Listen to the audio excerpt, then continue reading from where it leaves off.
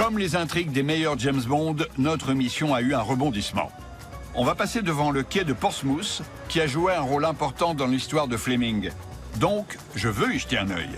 Voilà les objets que j'ai. Le premier est un casque de parachutiste de la SOE, utilisé par les agents qui étaient largués en territoire ennemi. Franchement, je pense que c'était plutôt pour une femme. Beaucoup d'agentes étaient larguées en France et dans d'autres pays occupés. Toutes les espionnes n'étaient pas des séductrices, mais cela existait. Fleming lui-même est tombé sous le charme de l'espionne Christine Granville, une comtesse polonaise qui travaillait pour les Britanniques. Réputée pour ses conquêtes sexuelles sur le terrain, elle a inspiré le personnage de Vesper Lynd dans Casino Royale. Oh, ça me va en fait. Mais bon, je ressemble un peu à rien. Bienvenue au club. Mais il est confortable. Tu en veux combien? J'espérais le vendre pour 1500. Matt, je vais être honnête. Pour moi, ça vaut dans les 800 livres. Tu pourrais monter à 1000? Ça me va. 1000 livres. Marché conclu. Ce n'est pas le style de Daniel Craig, mais ça fait partie de l'histoire de l'espionnage. Qu'est-ce qu'on a là, Matt? C'est une caméra espion russe du début de la guerre froide, dans les années 50. On appelle ça une caméra boutonnière. Elle est conçue pour être placée sous le par-dessus d'un homme.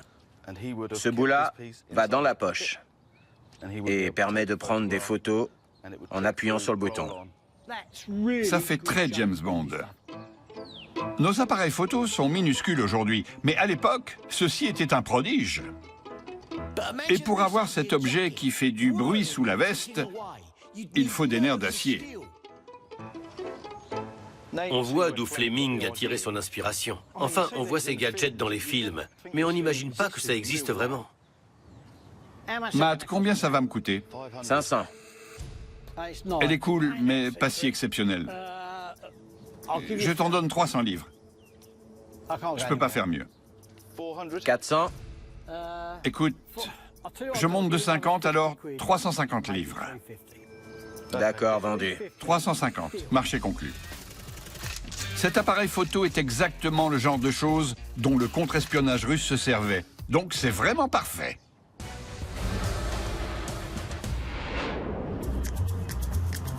Sérieusement, Bruce, si l'un de nous est Bond, c'est forcément moi. Écoute, il n'y a qu'une personne ici qui pourrait potentiellement être James Bond, et c'est moi. Mais si tu veux, tu peux être ma Miss Moneypenny.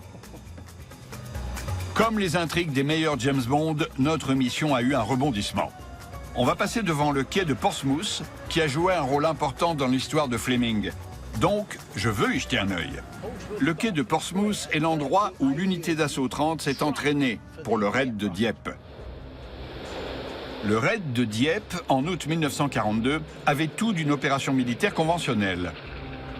6000 hommes, principalement canadiens, ont lancé un assaut amphibie sur le port de Dieppe, en France. Parmi eux se trouvaient en secret des commandos de l'unité d'assaut 30 de Fleming. Mais des agents doubles français avaient prévenu les Allemands de l'attaque, qui s'étaient donc préparés. Plus de la moitié des soldats alliés ont été tués, blessés ou capturés.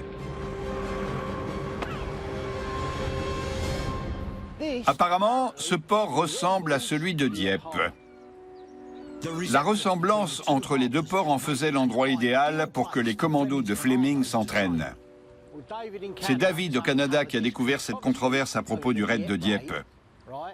Ce qui est maintenant évident, c'est que le but réel de ce raid était que l'unité d'assaut 30, qui s'était entraînée, puisse s'emparer d'une machine Enigma. En février 1942, 6 mois avant le raid de Dieppe, les Allemands ont commencé à coder leurs messages à l'aide de nouvelles machines Enigma à 4 rotors. Les décrypteurs de Bletchley Park avaient besoin de mettre la main sur l'une d'elles pour en comprendre le fonctionnement. Et c'est Fleming qui était chargé de se la procurer. Mon client David pense que le raid de Dieppe n'était qu'une couverture pour la mission de l'unité d'assaut 30. Elle devait débarquer en France et subtiliser une machine Enigma.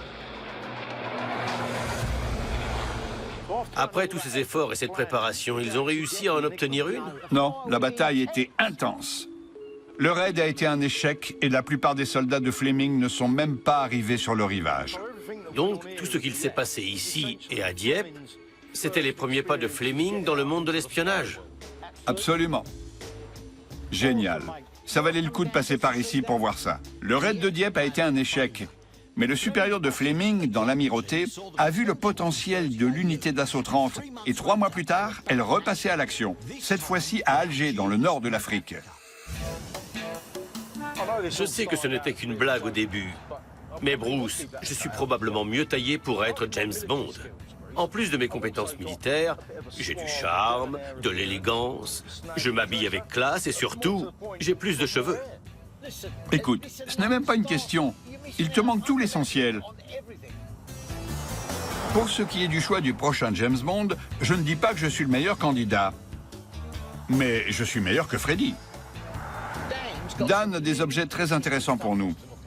Et si ce qu'il dit est vrai, il faut que j'arrive à contrôler mon enthousiasme. Dan, le fils d'un vieil ami revendeur, m'a dit qu'il a quelque chose en lien avec Ian Fleming, qui, avant d'écrire les romans de James Bond, était à la tête d'un commando d'élite appelé l'unité d'assaut 30. Dan, comment ça va? Bonjour Dan. Bonjour. C'est sympa comme endroit. Ouais, venez, entrez. D'accord, on entre. Magnifique. C'est un sacré repère que tu as. Merci. Regarde ça.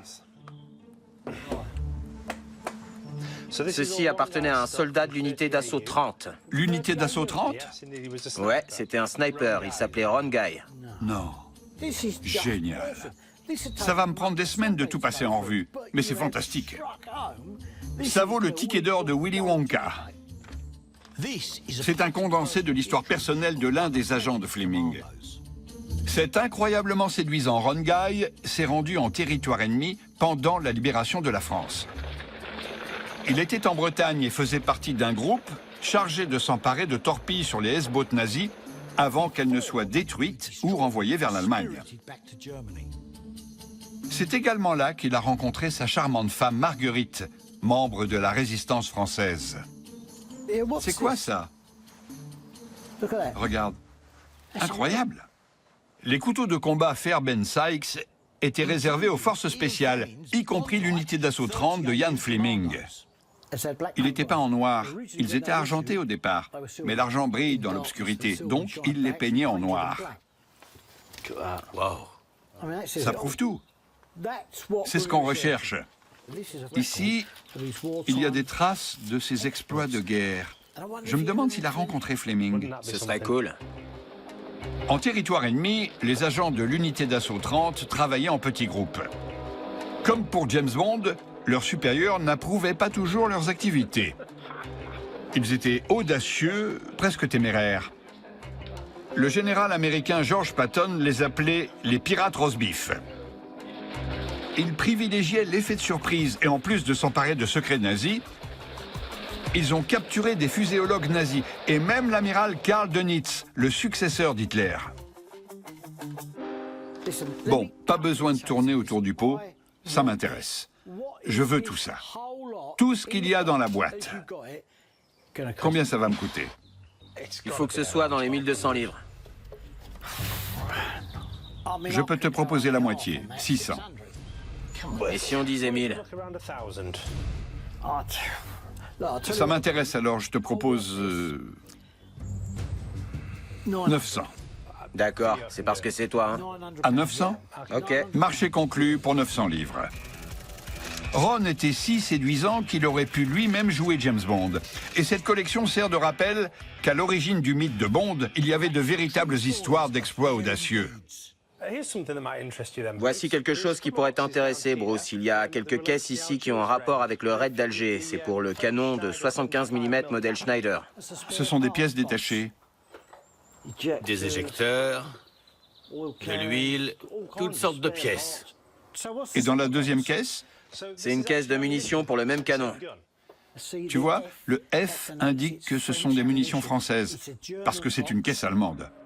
Ces caisses étaient pour un canon côtier français à Alger.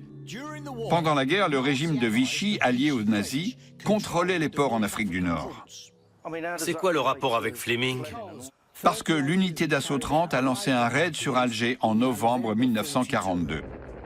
Sous le nom de code Opération Torch, les Alliés ont attaqué Alger qui était sous occupation nazie. Fleming y a vu l'occasion d'obtenir de précieuses informations et y a envoyé l'unité d'assaut 30.